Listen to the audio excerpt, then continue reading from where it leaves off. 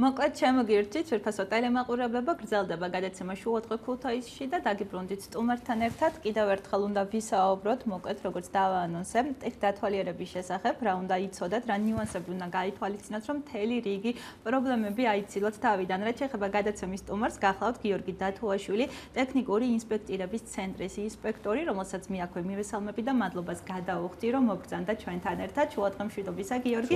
მიხარია თქვენი ვიზიტი იმის ფონზე, რომ პირველად მონაწილეობთ ჩემს გადაცემაში და ჩვენს ძვირფას ტელემაყურებლებს აუმაღლებთ ცნობიერებას და დამატებით მივაწოდეთ იმ დეტალებს, რომლებიც უნდა გაითვალისწინოთ მათ აუცილებლად, ხო? რა თქმა უნდა. მოკლედ, ტექდათვალიერება, რომელიც სავალდებულო გახდა 1 იანვრიდან 29 იანვარია, თელმა 29 დღემ ფაქტიურად გასტანა, გავიდა და როგორ მიმდინარეობს ტექდათვალიერება, რას გულისხმობს, მოდი დავიწყოთ. რას ითვალისწინებს ზოგადად ავტომობილების ტექდათვალიერება? მოგეხსენებათ, ანუ 1 იანვრიდან დაიწყო ახალი ეტაპი ტექდათვალიერების, რაც გულისხმობს მსუბუქი ავტომობილების ტექდათვალიერებას. M1 კატეგორიის, რაც განსაზღვრავს 3 ტონა ნახევრამდე, ასე თქვა, სრული მასის მქონე ავტომობილები, არა უმეტეს 8 + 1 დასაჯდომი ადგილით. დიახ. ესე იგი, საკმაოდ მოიმატა, ასე ვთქვათ, ავტომობილების რაოდენობა ყველა ცენტრში მოგიხსენებათ და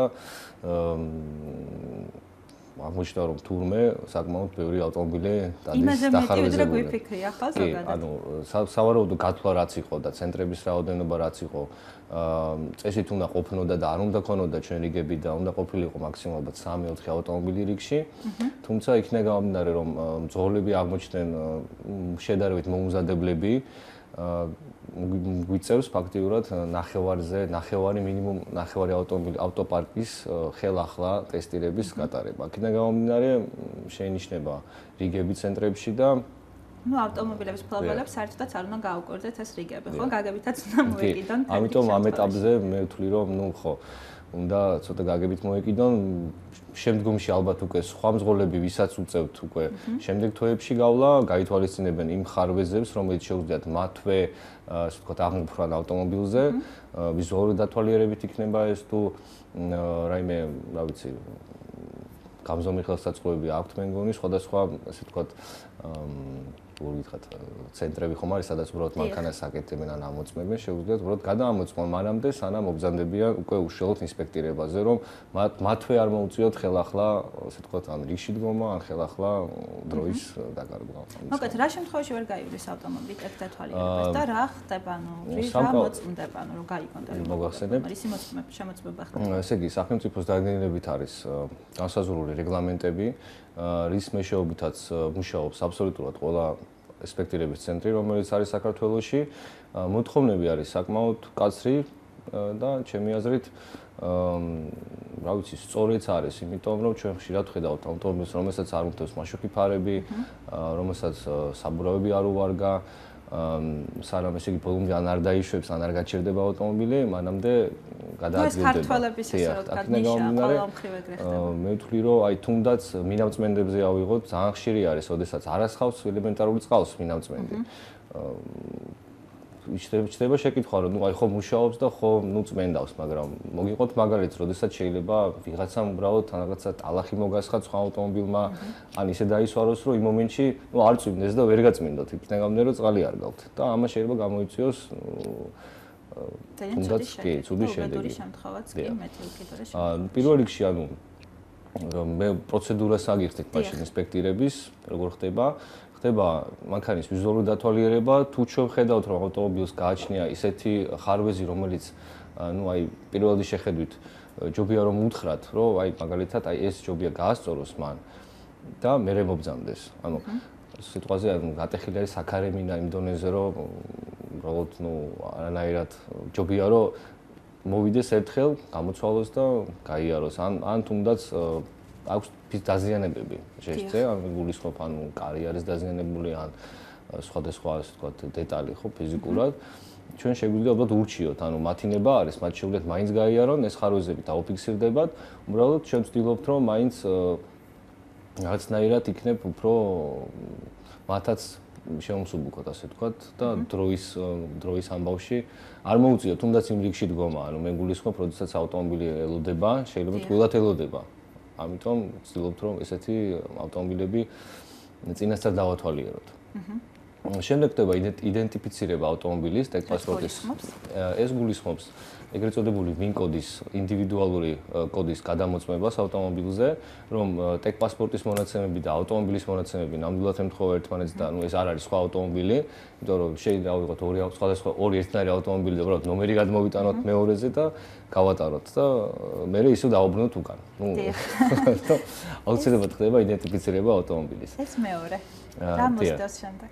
შემდგომ ავტომობილი აუცილებლად შეყავს თვითონ ცენტრის თანამშრომელს, მძღოლი შეუძლია ან მოსაცდელ ოთახში დაგველოდოს, იქ არის გათავსებული კამერები, მათ შეუძლია თვითონ მეუყუროს პროცესს და რა ვიცი, დაჯდეს დაისვენოს წალიდალიოს და თუ გაუმართლა ფინჯარი ყავაცერთოს. ხო, ამ ეტაპისთვის ცოტა რა ვიცი, მაგდენი დრო ჩვენც არ გვჩება რომ შევთავაზოთ გავსი სერვისი, მაგრამ აუცილებლად მე ვფიქრობ, რომ არა მარტო ჩვენ სხვა ცენტრებიც მაგ კუთხით იმუშავებენ აუცილებლად.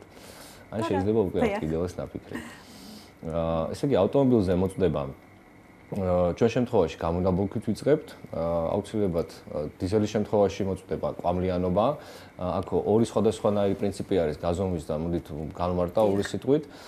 ბენზინის შემთხვევაში ჩვენ ვამოწმებთ ნახშირორჟანგის CO-ს შემცველობას გამონაბოლქვში. ამ ეტაპისთვის ეს არის მხოლოდ კანონმდებლობით მოთხოვნა, რომელიც არ უნდა აღემატებოდეს 0.8 კატალიზატორიანი ავტომობილებისთვის. თუ ავტომობილი ქარხნულად არ იყო აღჭურვილი კატალიზატორით, მას აქვს დაწესებული ცოტა მაღალი ზღვარი. ამ შემთხვევაში 3.5 ნუ აქ მარტივად რო თქვა, იგულისხმება საბჭოთა მანქანები უფრო მეტად, იმიტომ რომ უცხოურ ავტომობილებს საკმაოდ დიდი ხანია უკვე კატალიზატორები აქვს. განსხვავებულია, არის 3 კომპონენტიანი, 2 კომპონენტიანი და ასე შემდეგ, მაგრამ ყოველ შემთხვევაში გააჩნია.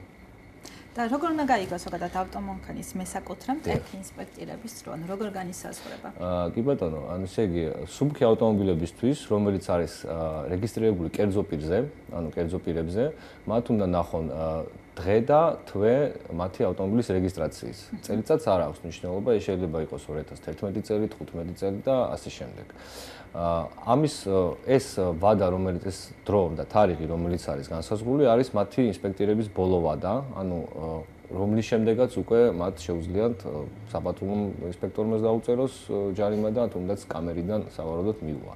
მაგრამ მახსენებ ერთ რამოდენიმე გამონაკლის ამ შემთხვევაში, რომელიც იყო ჩვენთან და მინდა რომ გაითვალისწინოს ხოდმაც, თუ ავტომობილი არის ან იყო თუნდაც გაფორმებული ან შპს-ზე, ან რაიმე მიკროსაფინანსო ორგანიზაციაზე და იყო განატარები ტექდათვალიერებაზე და თუნდაც წარუმატებლად იყო, ანუ დახარვეზებული იყო და შემდგომ მე უბრალოდ აღარ გაატარეს და პასპორტში, ანუ მე გადაიფორმა შეიძინა ვიღაცამ ავტომობილი, ანუ იყო ესეთი შემთხვევა. რეალურად ეწერა თარიღი მაგალითად ოქტომბერი 2018 წლის, მაგრამ აღმოჩნდა, რომ ამ ავტომობილს უწევდა გავლა, იქიდან გამომდინარე, რომ იყო გამორჩენილი ეს მომენტები. შესაბამისად მე ურჩევ ყველას, რომ მაინც გადაამოწმონ PTI-ის მეშვეობით, არის ესეთი ვებგვერდი, სადაც შეუძლიათ ყველას თავიანთი ავტომობილის სახელმწიფო ნომერი შეიყვანონ და ზუსტად ნახონ, უწევს თუ არ უწევს ავტომობილის გავლა ტექდათვალიერების და კიდევ არის ერთი ხერხი, ცხელი ხაზის მეშვეობით შეიძლება. ეს არის 14.84 ცხელი ხაზი. 24 საათიანი რეჟიმში მუშაობს. 24 საათიანი მე მგონი 12 წუთები არის. ზუსტად ვერ გეტყვით, მაგრამ ყოველ შემთხვევაში სამუშაო საათებში ნამდვილად შეუძლიათ, ანუ მათ ამავე დროს შეუძლიათ ამ ორი ხერხით დაჯავშნა, რასაც სამწუხაროდ ბევრი არ იყენებს და მერგებულობენ, რომ ეს თუმე შესაძლებელი იყო, შეუძლიათ მათთვის სასურველ დროს, მათთვის სასურველ დღეს დაჯავშნონ ვიზიტი, აირჩიონ თუნდაც ცენტრი, ანუ მათთვის რომელიც ლოკაციას უფრო ახლოს არის მათთან და ყოველგვარი რიგის გარეშე დაზოგავენ დროს და ნერვებსაც წინასწარ დაჯავშნიან ვიზიტს. ესეც ხდება როგორც ცხელი ხაზის მეშვეობით, ასევე ამ ვებგვერდის მეშვეობით. ანუ ამ ხრივ გამარტივებული აქვს ავტომობილი. კი, ყველაფერი არის ელექტრონულად, ძალიან ბევრი რამ არის ელექტრონულად, თქვა დამატებული, გაკეთებული, რომ მაქსიმალურად გაამარტივოს მოხმარებლისთვისაც ამ პროცესის გავლა. ტექდათვალიერების გავლის შემდგომ ხარვეზები, რომლებიც იქნება აღმოჩენილი, მათ გამოსასწორებლად რა დრო მიეცემათ ავტომობილებს? ესე იგი 30 კალენდარული დღით არის განსაზღვრული გამოსწორების ვადა. თუ ავტომობილის მიანიჭა სტატუსი გაუმართავია, მათ შეუძლია თუნდაც მეორე დღე იქნება, 29 დღე იქნება, ნებისმიერ დღეს მომზადდეს და დაფიქსირდება, შემოწმდება და დაფიქსირდება მხოლოდ ის ხარვეზე, რაც იყო ჩანიშნული მის ტესტირების ბარათში. ანუ ხელახლა ავტომობილი ტესტირებას არ გაივლის. თუმცა აი ამ 30 დღის განმავლობაში მათ შეუძლიათ ხომ ავტომობილის გადაადგილება და არ ეკრძალებათ. დაჯერიმებას ექვემდებარება 30 დღის განმავლობაში. მაგასაც, ანუ არის სულ სამი სტატუსი, ამასაც გამარტავ არის, როდესაც ავტომობილი არის გამართული, როდესაც არის გაუმართავი და გზაზე გადაადგილება, როდესაც ეკრძალება. ეს სტატუსი ძალიან იშვიათად ენიჭება, მაგრამ ესეთიც არის. ანუ ამ შემთხვევაში უკვე ავტომობილს არ შეუძლია გადაადგილება, ევაკუატორის მეშვეობით უნდა უკვე წაიყვანოს სახელოსნოში და ნუ ის ხარვეზი აღმოფხას.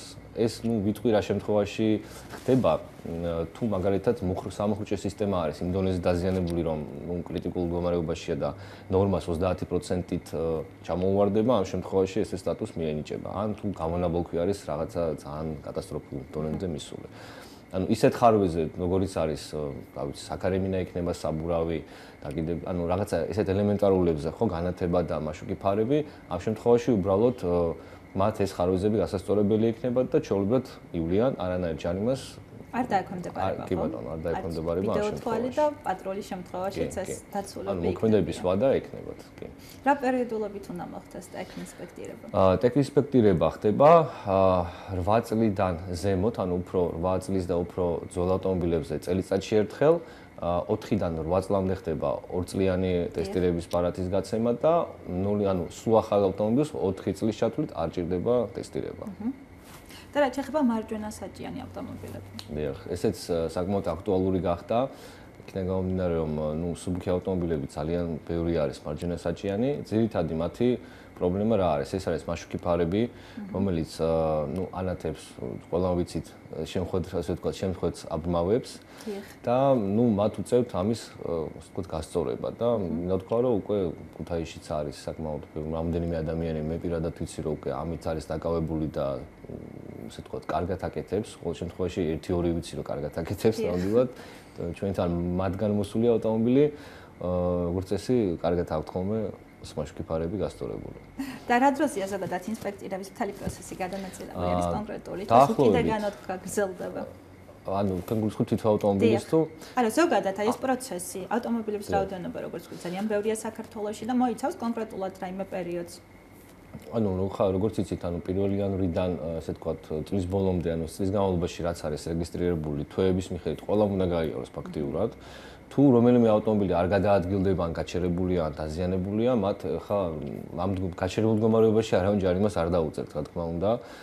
თუ არ სარგებლობენ ავტომობილით, შეუძლიათ, ნუ არ გაატაროთ ამ შემთხვევაში და როდესაც ან შეაკეთებენ ან სრული ექნებათ, მერე მოიყვანონ. იმედია გზაში, რა თქმა უნდა, ჯარიმას არ დააწევს.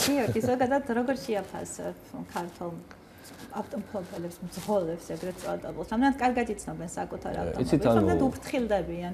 ყველანაირი კატეგორიის მანქანებიც მოდიან, სხვადასხვა ადამიანებიც მოდიან, სხვადასხვა დამოკიდებულებაც აქვთ ავტომობილებთან, კი ბატონო, ასაკის განსხვავდება. ესე ვერ ვიტყვი, რომ რაღაც რაოდენობა უფრო მეტია, ან უფრო ნაკლებია. ყველაფერთან გვიწევს, ასე ვთქვათ, შეხება. ზოგის შეიძლება თქვას, რომ ნუ რაღაცა ავტომობილის დეტალი, რომელიც ხარხანა დამამზადებელმა დაუყენა, არ ჭირდება, თურმე ესეთი რამე ხდება ხოლმე, ნუ არ არის საჭირო, ზედმეტია და შეუძლია მოხსნას, შეუძლია თვითნებურად მოხსნას ეს ყველაფერი და სახში დადოს, ასე არ კონდეს. არიან პირიქით, იმ დონეზე მოწესრიგებული, რომ ხედა 25 წლის ავტომობილს, არ გჯერა, რომ ეს ავტომობილი შეიძლება ამ მდგომარეობაში კიდე იყოს შენარჩუნებული და იმიტომ რომ ანუ ეს ადამიანი ძალიან უვლის. უყვარს თავისი ავტომობილი და ძალიან მიხარია ხოლმე, როდესაც ესეთი შეიძლება ესეთი შემთხვევებიც მოწესრიგებული მძღოლი ხდება, თუნდაც ასე ყოველი ასე ძველი ავტომობილით. კი, როგორ არა, მაგიტომ ანუ ძველი ავტომობილით გულისხმობ ძველში 90-იან წლებში გამოშვებული, აი მინახია ისეთ მდგომარეობაში, რომ ნამდვილად ახლისგან შეიძლება ვერ განასხვავო. იშვიათი შემთხვევა იყო, მაგრამ არის მაინც და ყოფილა შემთხვევა, მოსულა რამოდენიმე წლის ავტომობილი ისეთ მდგომარეობაში, რომ მიფიქრია, რომ აი ნუ რა უნდა უქნას ადამიანმა, მაგრამ ხო, ყველანაირი შემთხვევები არის, მაგრამ მე ვუჩევ, რომ რას ვერჩევთ, მოდი მძღოლებს განსხვავებულად ასაკისა. იცით რა არის? ახალგაზრდა ზოგადად მძღოლები, ხო? კი, ნუ სამწუხაროდ კი არა, პირიქით კარგია. ბევრი ავტომობილი არის ნამდვილად, იმიტომ რომ ნუ უფრო ხელმისაწვდომი გახდა ახლა ჩვენს ყველამ ვიცით ავტომობილები. მე ურჩევ რომ როდესაც ავტომობილს რაღაცა სიტყვაზე პრობლემა დაეწყება, ეს ამ პრობლემას დასაწყისშივე მიხედონ და არ მიიყვანონ იმ დონეზე რომ მე უფრო რთული იყოს იმის გასწორება, ასე ვთქვათ. რა ვიცი. და ვიყოთ კანონმორჩილები, ხო? კი ბატონო. ესაც ერთ-ერთი აუცილებელი პირობა და როგორ ფიქრობ, აი ესა ტექ დათვალიერება, ტექ ინსპექტორება რამდენად გაამართლებს იმ შედეგებს, რაც მოისაზრებს გადაწყვეტილების ჯერ შედეგებზე ცოტა ადრე ალბათ საუბარი, თუმცა იქიდან გამომდინარე რომ საკმაოდ ბევრი ხარვეზი არის ისეთი, რომელიც მართლა პირდაპირ კავშირში არის უსაფრთხოებასთან, მე ვთვლი რომ ხანძლივ პერსპექტივაში თუნდაც ერთი წლის ბოლოს უფრო შეგვიძლია ზუსტად უფრო მეტად ვისაუბროთ ამ საკითხზე. თუმცა 1 იანვრიდან 29 იანვრამდე როგორ შეაფასებთ აი ამ დაგემშვიდობებით აი ამ პერიოდს? ნუ აი მე როგორც მოგახსენეთ, პროცენტულობა დახარვეზების არის საკმაოდ მაღალი. ხშირად რო ვთქვათ, ყოველი მეორე ავტომობილი არის დღეები, შეიძლება მეტიც იყოს, იშვიათია რომ იყოს ნაკლები. კი, ეს არ არის რაღაცა ესეთი კრიტიკული ხარვეზები, ხშირ შემთხვევაში შეიძლება რაიმე განათებაში კონდეს პრობლემა, ან სანომრე განათება არ უმუშავებდეს. არის შემთხვევები, უბრალოდ საბურავები აქვს ცალ-ცალი. არის ფეხის მოხრუჭი, ანუ სადგომი მოხრუჭი არ არის ხოლმე იმ დონეზე, რა დონეზეც სიტყვაზე ითხოვს კანონმდებლობა და რადგან პირდაპირ კავშირი შეიძლება არ იყოს, მაგრამ ესეც მაინც ამ სტატისტიკას ასე ვთქვათ ზემოთ გვიწევს. მოკლედ, ძალიან დიდი მადლობა რომ იყავით ჩვენთან ერთად. ბედნიერ დღეს გისურვებთ და წარმატებებს გისურვებთ თქვენ. ძალიან დიდი მადლობა. თურქეთსა ტელემაყურებლებო, გადაცემის სტუმარი გახდათ გიორგი დათუაშვილი, ტექნიკური ინსპექტირების ცენტრის ინსპექტორი, რომელსაც მე აქვე დავემშვიდობები. უნდა დაგემშვიდობოთ თქვენც, იქიდან გამომდინარე რომ გადაცემისთვის განკუთვნილი დრო თავისივე ლოგიკურ დასასრულს მიუახლოვდა. ნანა გახდით თქვენთვის მუშაობდი, ბედნიერი დღე მინდა გისურვოთ თქვენს და დაგემშვიდობოთ ხვალამდე. ძალიან დიდი მადლობა ყურადღებისთვის, ნახვამდის.